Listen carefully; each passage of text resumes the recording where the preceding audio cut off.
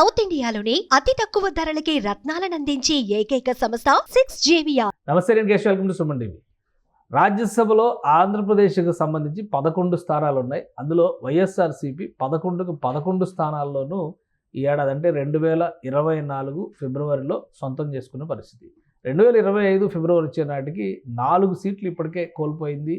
అలానే కూటమి 3 స్థానాలు దక్కించుకుంది. రాజీనామా చేసిన విజయసాయిరెడ్డి సీటు ఎవరికి దక్కుతుంది అనేటువంటి చర్చ ఆసక్తికరంగా మారింది. ఖచ్చితంగా కూటమి అభ్యర్థులే ఇక్కడ కూర్చునే ఛాన్సెస్ ఉంటాయి. ఇక విజయసాయిరెడ్డి తర్వాత మరికొందరు ఇదే బాటలో వెళ్తున్నారనేటువంటి ప్రచారం జరుగుతుంది. అసలు రాజ్యసభలో వైఎస్ఆర్సీపీకి ఉన్నటువంటి నంబర్ కానీ, ఉన్నటువంటి లీడర్స్ కానీ ఎవరెవరు, వాళ్ళ పరిస్థితి ఏ విధంగా ఉంది ఒకసారి విశ్లేషించే ప్రయత్నం చేద్దాం. మనతో పాటు అనలిస్ట్ చంద్ర శ్రీనివాస్ గారు. నమస్కారం. రాజ్యసభలో వైసీపీ ఖాళీ అయిపోద్ది అనేటువంటి ప్రచారం చాలా గట్టిగా జరుగుతుంది.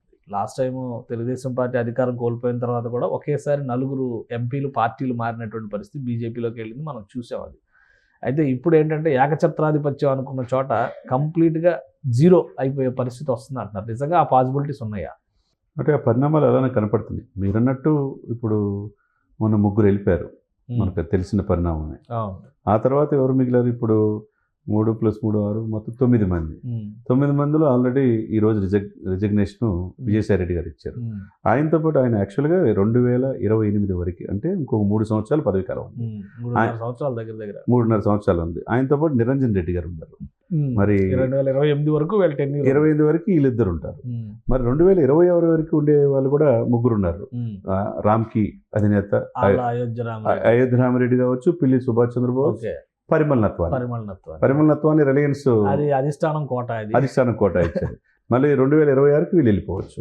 మరి 2030 వరకు 5 సంవత్సరాలు, 2026 వరకు వీళ్ళు కొనసాగుతారంటారా మీ ఉద్దేశంలో? లేదా మధ్యలో రాజీనామా చేసి విజయసాయిరెడ్డి గారి లాగా వెళ్ళిపోతారా? ఇక్కడ కొనసాగేది పరిమళ నత్వానే కొనసాగుతాడు. ఆయన ఎందుకు మధ్యలో వెళ్ళిపోతాడు? ఎందుకంటే ఆ పైనుంచి వచ్చినటువంటి వ్యక్తి వచ్చింది కాబట్టి అదే సీట్ లో ఆయన రిక్రూట్ అయినా ఆశపడాల్సిన అవసరం. ఏ రాష్ట్రం నుంచి అవుతారు, ఎందుకంటే రిలయన్స్కి అన్ని కూడా పార్లమెంట్లో, రాజ్యసభలో యూపీ నుంచి అనుకుంటా ఆయన రిప్రజెంట్. అవునండి. ఇప్పుడు ఆయన కోసం సాక్షాత్తు అంబానీ తర్వాత వాళ్ళ అబ్బాయి ఇద్దరు తాడేపల్లికి వచ్చారు. జగన్మోహన్ రెడ్డి గారు వైసీపీ కోటాలో వచ్చిన వ్యక్తి. ఆ ఒక్క వ్యక్తి తప్పితే ఇక్కడ పిల్లి సుభాష్ చంద్రబోస్, అయోధ్య రామిరెడ్డి ఇద్దరు డౌటే. అంటే 2 years పీరియడ్ ఉంటారు. రామిరెడ్డి గారు ఖండించారు. నేను ఎక్కడికి ఖండించారు కానీ ఆయన వ్యాపారాలు ఉన్నాయి దేశవ్యాప్తంగా. మరి ఆయన ఉంటాడో లేదో డౌట్గానే ఉంది. ఇకపోతే 2026 అయిపోయింది. 28 వరకు ఈయన విజయసాయిరెడ్డి వెళ్ళిపోయాడు. నిరంజన్ రెడ్డి పరిస్థితి కూడా డౌట్ గానే.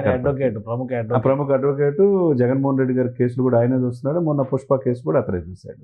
ఇకపోతే 5 సంవత్సరాల పీరియడ్ ఉన్న వాళ్ళు ఉన్నారు 2030 వరకు. అంటే మొన్న ఫిబ్రవరిలో రిక్రూట్ అయిన వీళ్ళందరూ కూడా అంతే, జస్ట్ బిఫోర్ జనరల్ ఎలక్షన్స్. దాంట్లో వైవి సుబ్బారెడ్డి కావచ్చు, మేడా రఘునాథ్ రెడ్డి గారు కావచ్చు, మూడోది గొల్లబాబురావు.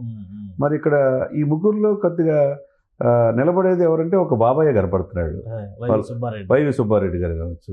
మరి మిగతా మేడా రఘునాథ్ రెడ్డి గారు, గొల్లబాబురావు కూడా కొద్దిగా బయట ఆ నోట ఈ నోట వాళ్ళిద్దరు కూడా వెళ్ళిపోతారన్నారు.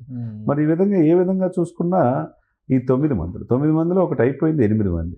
ఈ 8 మందిలో ఎవరు? ఒక వైవి సుబ్బారెడ్డి ఒక్కటే మిగులుతున్నాడు. మరి ఆ దెబ్బకి మొత్తం వైసీపీ ఖాళీ అయ్యే పరిస్థితి కనపడుతుంది. ఇప్పుడు 7కి పడిపోయింది నంబరు రాజ్యసభలో. ఇప్పుడు వైసీపీ నంబరు 7కి పడిపోయింది.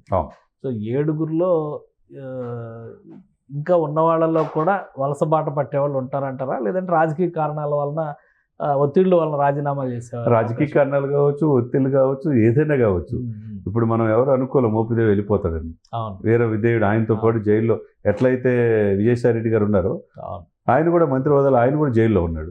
మోపిదేవి వెళ్ళిపోయాడు. మరి ఆర్ కృష్ణన్ ఎక్కడో తెలంగాణలో ఉన్న వ్యక్తిని ఆంధ్రప్రదేశ్ తీసుకొచ్చి ఆ కోటాలో ఆ వ్యక్తి కూడా వెళ్ళిపోయాడు.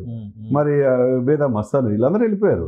మరి ఇటువంటి వ్యక్తులు వెళ్ళిపోయినప్పుడు వీళ్ళు గొల్లబాబురావు గారు ఉంటారని కావచ్చు, ఇప్పుడు మిగతా వాళ్ళు ఉంటారనేది గ్యారంటీ లేదు. అంటే రాజ్యసభలో వైసీపీ 0కి వెళ్ళిపోద్ది, లేదా 1-2 ప్రాతినిధ్యం ఉంటుంది అనేది వాస్తవం నమ్మొచ్చు. అంతే. ఆ రూమర్స్ అనేది నమ్మే దిశగానే ఉన్నాయి. ఇక కనపడుతుంది ఎవరు? ఏదైనా కానీ వైవి సుబ్బారెడ్డి గారు పక్కగా కనపడుతున్నారు. ఆయనతో పాటు 2030 దాకా ఉంది కదా, 5 సంవత్సరాలు నా పీరియడ్ ఎందుకు పోగొట్టుకోవాలంటే గొల్లబాబురావు లేకపోతే ఆయన మేడ రఘునాథ్ రెడ్డి పార్టీ మారి మళ్ళీ అదే అష్యూరెన్స్ ఇస్తారు. ఇప్పుడు ఆర్ కృష్ణకి ఇవ్వాలా, బేద మస్తానరావుకి ఇవ్వాలా, మేమే ఇస్తాం, మా దగ్గర నుంచి రిప్రజెంట్ చేయంటే అంతే. ఏదైనా జరగవచ్చు, రాజకీయాలు ఏదైనా సాధ్యమే. సాధ్యమే.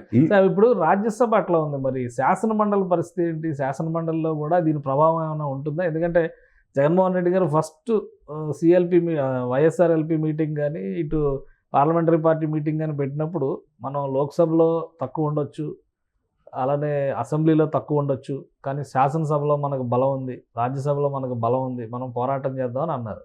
ఇప్పుడు ఆ రెండు శాసన మండలిలో బలం ఉంది, అలానే రాజ్యసభలో బలం ఉంది, సో అక్కడ పోరాటం చేద్దాం అన్నారు. ఇప్పుడు అవి రెండు కూడా బలహీనపడేటువంటి సంకేతాలు కనిపిస్తున్నాయి.